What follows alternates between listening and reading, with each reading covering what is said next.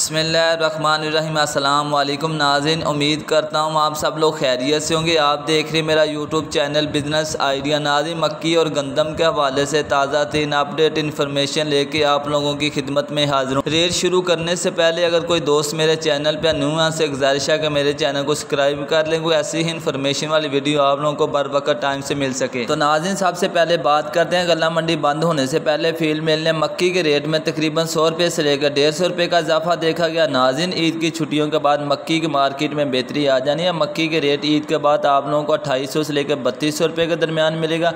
तो नाज़रीन, अब बात करते हैं मक्की के रेट के हवाले से। तो नाज़रीन, आरफ वाला गला मंडी में आज 10 से 12 मुआचर की मक्की 2300 से लेकर 2450 रुपये में फ़रोख्त थी और 14 से 16 मुआचर की मक्की 2200 से लेकर 2320 रुपये में फ़रोख्त थी और 18 से 20 मुआचर की मक्की 2100 से लेकर 2350 रुपये में फ़रोख्त। तो नाज़रीन, अब बात करते हैं गंदम के रेट के हवाले से। गंदम की मार्केट में आज भी तेज़ी का रुझान बरकरार है। नाज़रीन, ईद की छुट्टियों के बाद गंदम के रेट में ज़बरदस्ती तेज़ी आ जानी है। ईद के बाद गंदम के रेट 6000 भी क्रॉस करते हैं। नाज़रीन, अब गंदम के रेट के हवाले से बात करें तो आज लाहौर और कसूर में गंदम 4600 से लेकर 4700 रुपये में फ़रोख्त थी। नाज़रीन, रावलपिंडी और इस्लामाबाद की बात करें, वहाँ आज गंदम 4900 से लेकर 5100 रुपये में फ़रोख्त थी। तो भावलनगर की बात करें, भावलनगर में आज गंदम 4700 से लेकर 4800 रुपये में फ़रोख्त थी। नाज़रीन, ये थी गंदम और मक्की के बारे में अब तक की ताज़ा तीन अपडेट इन्फॉर्मेशन। जैसे ही कोई ईद के बाद न्यू अपडेट इन्फॉर्मेशन आती है तो मैं वीडियो लेके आप लोगों की खिदमत में हाजिर होता हूँ। वीडियो पसंद आए दोस्तों के साथ शेयर करो, साथ ही हमारे चैनल को सब्सक्राइब कर लें।